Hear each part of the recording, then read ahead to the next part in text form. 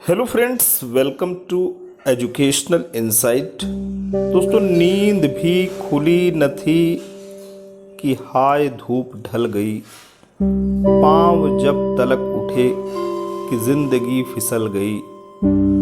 दोस्तों, हिंदी के सुप्रसिद्ध कवि गोपाल दास नीरज के हृदय के ये उद्गार अक्षरशः उन शिक्षक शिक्षिका भाई बहनों के ऊपर 100% लागू होते हैं जिन्होंने पंचायत चुनाव के दौरान अपने कर्तव्यों का निष्ठापूर्वक निर्वहन करते हुए दोस्तों वो कोविड-19 से संक्रमित होते हैं और अकाल काल के गाल में समा जाते हैं।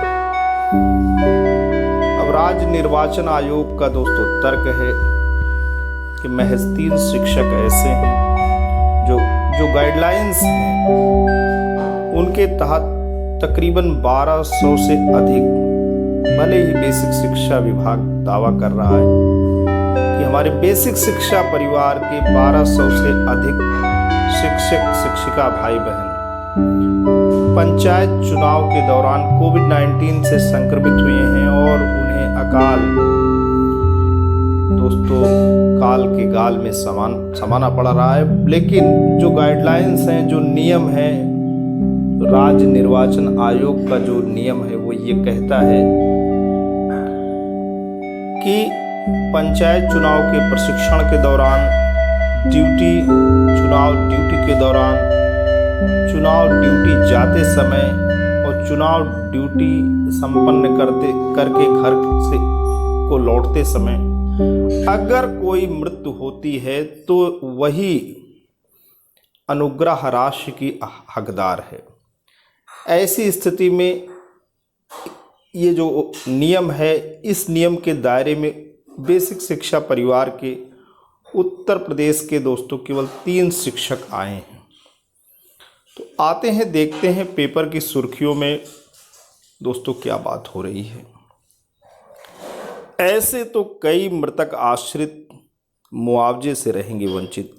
बेसिक शिक्षा विभाग ने त्रिस्तरीय पंचायत चुनाव ड्यूटी में सिर्फ 3 शिक्षकों की मौत का किया है दावा। अब बेसिक शिक्षा विभाग दोस्तों मजबूर है। उसका तर्क ये है कि बेसिक शिक्षा विभाग के अनुसचिव सत्यप्रकाश की ओर से मंगलवार को जारी प्रेस नोट में स्पष्ट कहा गया है कि राज्य निर्वाचन आयोग की जो गाइडलाइन है उसके अनुसार घर से ड्यूटी स्थल से घर के बीच मौत होने पर ही मुआवजा देने का प्रावधान है और उसका निर्धारण भी आयोग ही करता है। आयोग को जिलाधिकारियों की ओर से अब तक मात्र 3 परिषदीय शिक्षकों की मृत्यु की प्रमाणिक सूचना मिली। विभाग ने मृतक आश्रितों को मुआवजा राशि का भुगतान जल्द कराने का आश्वासन दिया है। दोस्तों, बात करते हैं अमर उजाला ब्यूरो से लखनऊ से। यही कि पंचायत चुनाव की ड्यूटी के दौरान शिक्षकों और कर्मचारियों की कोरोना संक्रमण से मौत का मामला अभी सुर्खियों में है, लेकिन राज्य निर्वाचन आयोग की गाइडलाइन के अनुसार मृतक आश्रितों को मुआवजा दिया गया तो सैकड़ों की संख्या में आश्रित मुआवजे से वंचित रह जाएंगे। जी हाँ दोस्तों, जो वो गाइडलाइन कह रही है राज्य निर्वाचन आयोग की, ऐसे तो सैकड़ों शिक्षक वंचित रह जाएंगे। बेसिक शिक्षा विभाग ने आयोग की गाइडलाइन के आधार पर स्पष्ट किया कि मतगणना के प्रशिक्षण एवं मतगणना ड्यूटी के लिए घर से कार्यस्थल और कार्यस्थल से घर के बीच किसी भी कारण से हुई मृत्यु पर ही मुआवजा राशि दी जाएगी। वहीं संगठनों का कहना है कि पंचायत चुनाव की ड्यूटी में कोरोना संक्रमित हुए शिक्षकों व कर्मचारियों की बड़ी संख्या में मौत घर या अस्पताल में हुई है। बेसिक शिक्षा विभाग ने गाइडलाइन के अनुसार जिलों से अब तक रिपोर्ट के आधार पर सिर्फ 3 शिक्षकों की मौत की पुष्टि की है।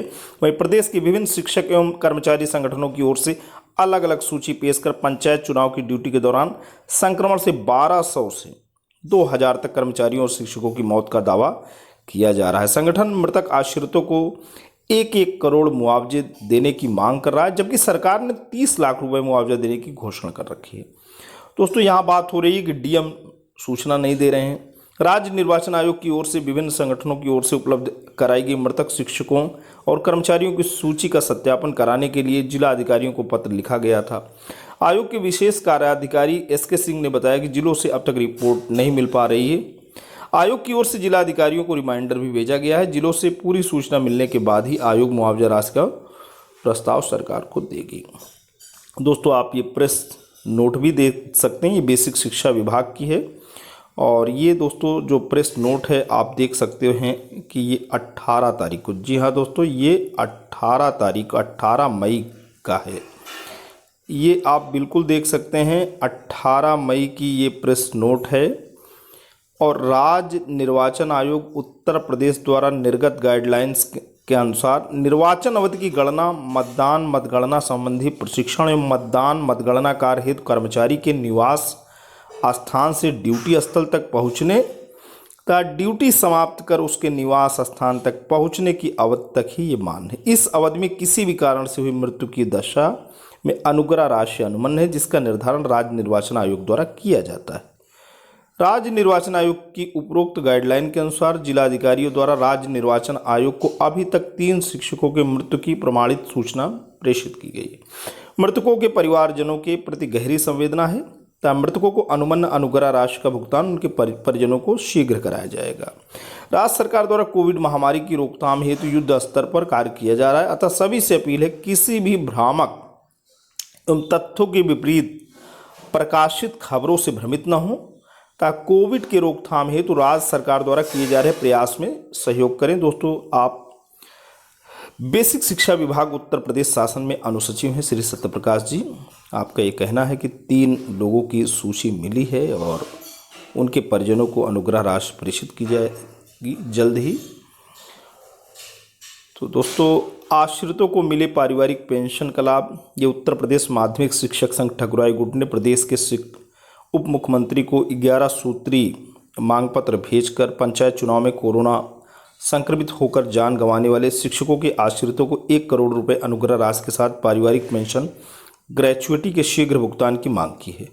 प्रदेश के उप मुख्यमंत्री डॉक्टर दिनेश शर्मा को भेजे पत्र में संघ के प्रदेश महामंत्री लालमणि द्विवेदी ने कहा है कि सरकार की ओर से अप्रैल को ग्रीष्मावकाश मानकर ग्रीष्मावकाश को समाप्त करने के प्रयास का विरोध किया जाएगा। तो दोस्तों, ये रही पूरी की पूरी खबर।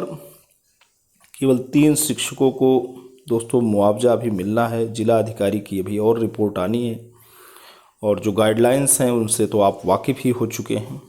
आज के लिए इतना ही। Thanks for watching and listening. This is Ajay Prakash Dubey signing of.